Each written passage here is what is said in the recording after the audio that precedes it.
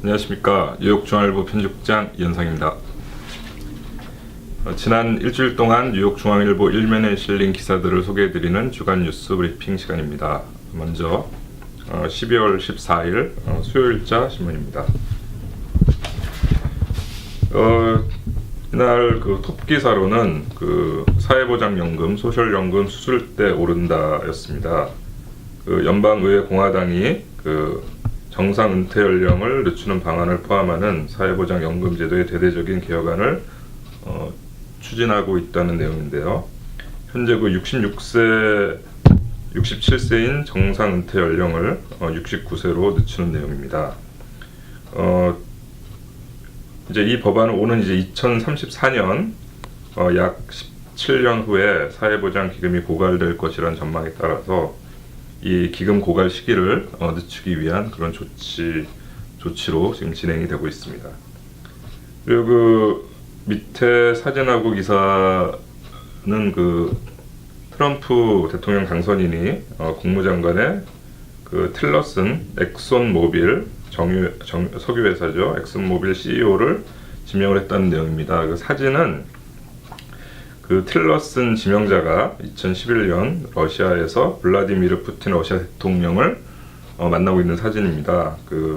이제 푸틴 러시아 대통령의 친구로 알려져 있는 인물입니다. 오른쪽에는 불체 청년 추방유예 수혜자들 혹시 해외 여행을 갔을 경우에 트럼프 대통령 취임일인 1월 20일까지 일단 미국에 돌아오라는 그런 권고가 나왔습니다. 혹시 트럼프 당선인이 취임 즉시 행정명령을 취소할 우려가 있기 때문에 이민단체들이 이런 내용을 발표를 했습니다. 다음은 목요일자 12월 15일 신문입니다. 연방준비제도가 기준금리를 1년 만에 0.25%포인트 인상을 했고요. 내년에는 세 차례 더 올려서 1.25 내지 1.5%가 될 것 같다는 전망입니다. 이제 오랫동안 유지되어온 초저금리 시대가 이제 막을 내리고 있다, 그런 내용으로 기사를 다뤘습니다. 그리고 한국 국회에서 이제 조세범 처벌법 강화안이 발의가 됐는데 여기에 탈세범에 대해서 최대 무기징역까지 선고할 수 있도록 하는 내용입니다. 사진은 뿌리교육재단하고 저희 본사가 주최하고 리우 패밀리 장학재단이 후원했던 설봉 뿌리교육상 시상식입니다. 지난 14일에 본사에서 시상식이 열렸고요. 이경애 필라델피아 임마누엘 한국학교 교감, 이성근 미주 한국어재단 회장, 황정숙 뉴저지 팰리세이즈 파크 고등학교 한국어 교사가 수상을 했습니다. 다음은 12월 16일 금요일자 신문입니다. 사진은 퀸즈 장로교회에서 사랑의 바구니 전달식을 하는 모습입니다. 150개의 바구니를 만들어서 인근 장애인 성교회 병원, 요양원, 관공서 등에 전달을 했습니다. 그리고 이날 톱 기사는 주요 대학들 조기 전형 비중 커진다, 그런 내용이었습니다.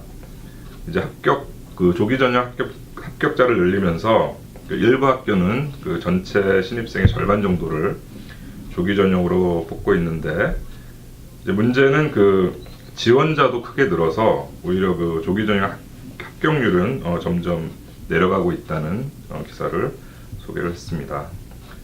그리고 왼쪽에는 법정 최저임금이 이제 이달 말 또 인상될 예정인데, 뉴욕시 종업원 11명 이상인 업체는 시간당 9불에서 11불로, 그리고 10인 이하 업체는 10.5불, 그 다음에 롱아일랜드 웨체스터는 10불로 인상이 될 예정입니다.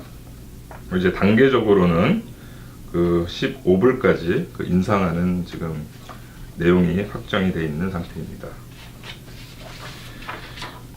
토요일자 신문입니다. 12월 17일 제목이 마구잡이 티켓 발부 근절되나였고요.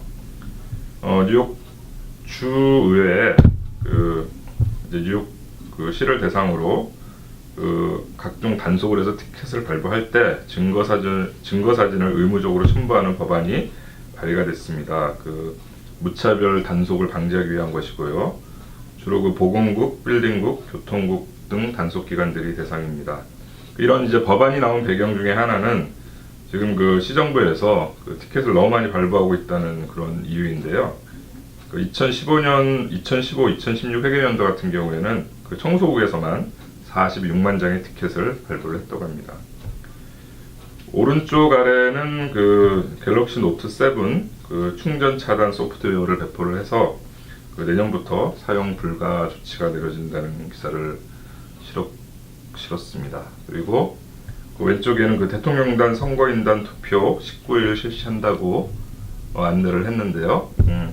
예상했던 대로 그 선거인단 투표 결과 이변 없이 트럼프 당선 확정이 됐습니다. 월요일자 신문입니다.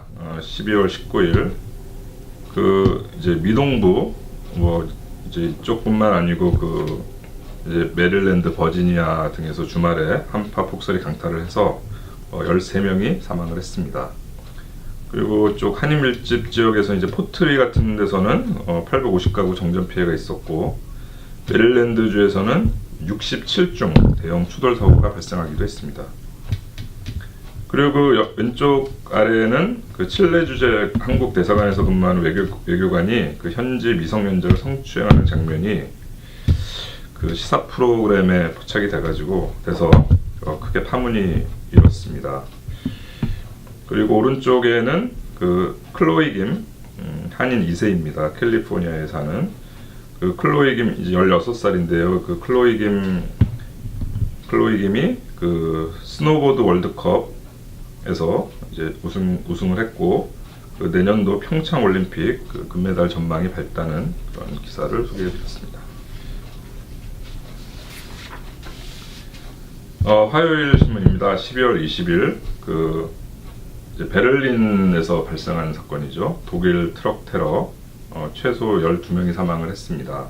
그 부상자가 50여 명 정도 됐고요. 그 원래 이제 그 사건 직후 용의자가 체포가 됐었는데 증거 불충분으로 풀려났고 아직까지 그 범인을 잡지 못하고 있습니다.